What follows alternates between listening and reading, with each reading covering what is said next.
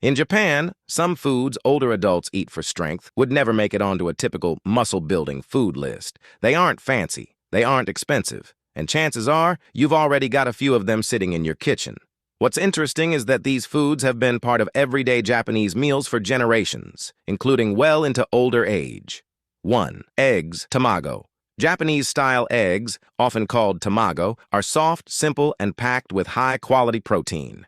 One egg gives you around 6 to 7 grams of protein, along with vitamin B12, choline, and selenium.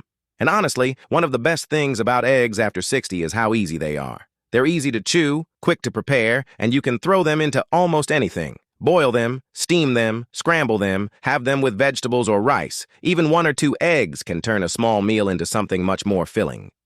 2.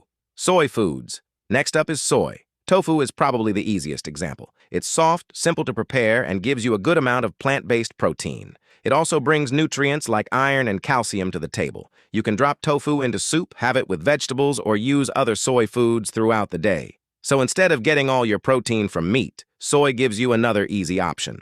Number 3. Soba noodles. Now here's the one you probably weren't expecting. Noodles. But soba isn't quite the same as your usual noodles.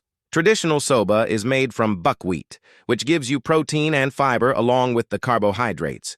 You can have it hot, cold, plain, or with other foods. And here's a simple trick. Pair soba with eggs, tofu, fish, or another protein source, and you've got a much more complete meal.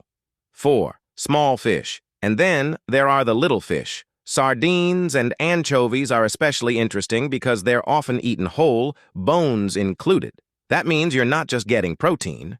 You're also getting calcium, phosphorus, vitamin D, and omega-3 fats. You could have grilled sardines, canned sardines, or dried anchovies alongside a regular meal. Nothing fancy, just another small way to add more nutrition to what you're already eating. And that's really what makes these foods interesting.